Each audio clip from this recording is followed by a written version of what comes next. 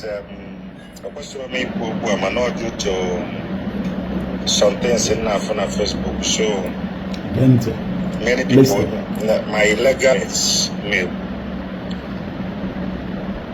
Listen to me, let me tell you something in Amaro. This matter, I'm not going to go for the neighbor. Pinapona Serafa, but nobody am the Igbo. Mother de Baba with neighbors apota. On a case here, be very careful. Makaka name investigation. Clearly, you're working a problem. You are on a part. Magambaga Bogi Biakawa, Kawabo of woman. Because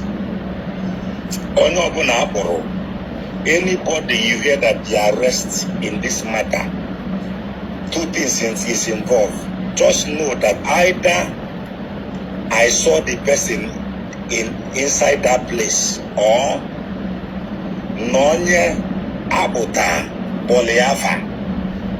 Unakwana Madonti, Edukwana Makana Maruku, where George Hena Maro. The president will get the corner of this year. And they make a choice on the second.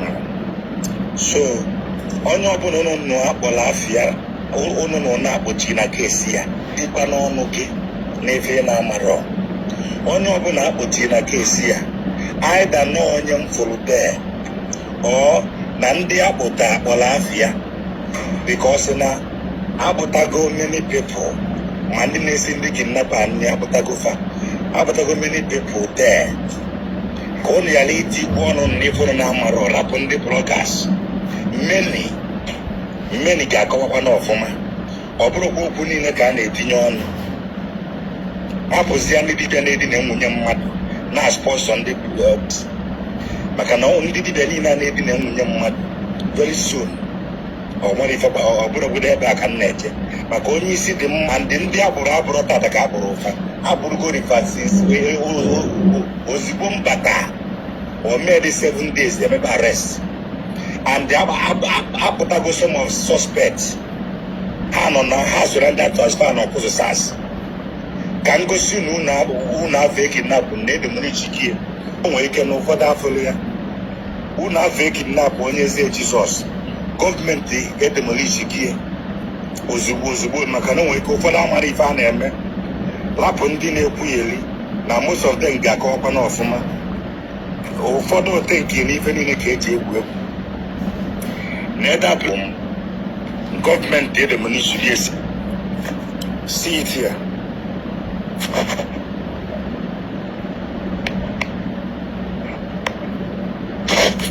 See it here.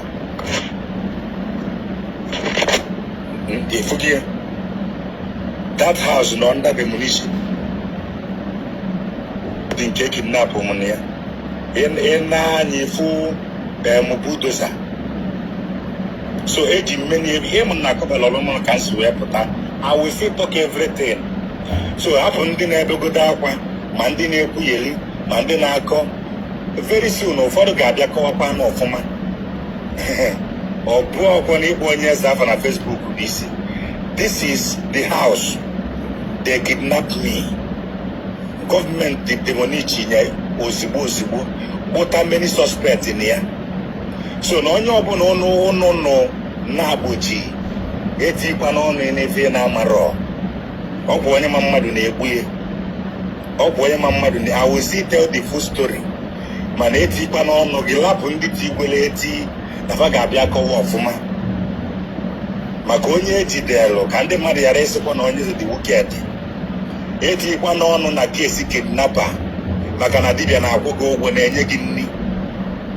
Aposian Libyan Edin and Munyam Mad. Now very soon, Iconyo on a gauge.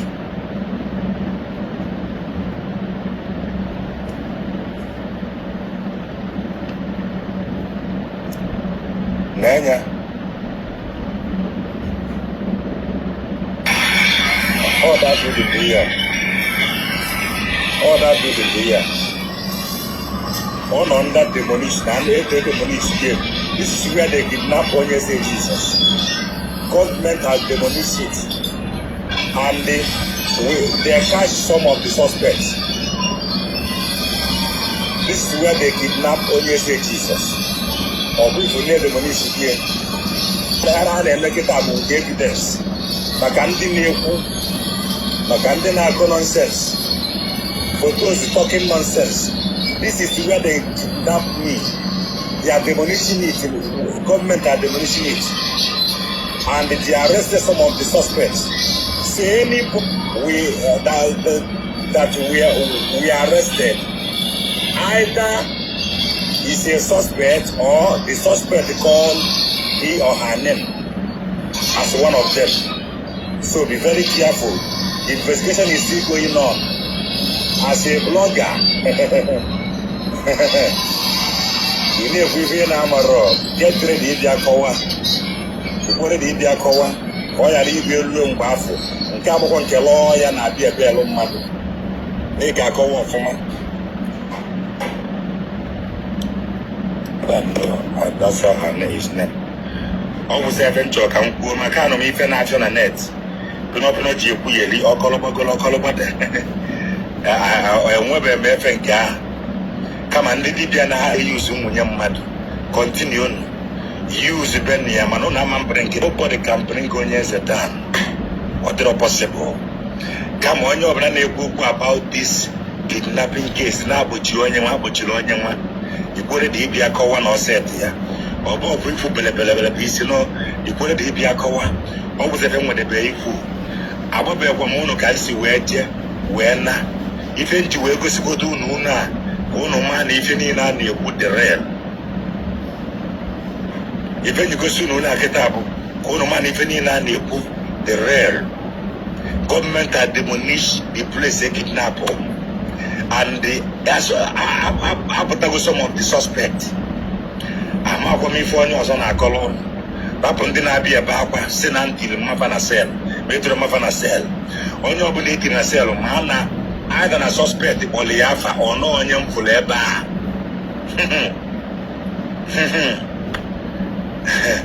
Emano, Ena Kochamad one day, he won't get you ever.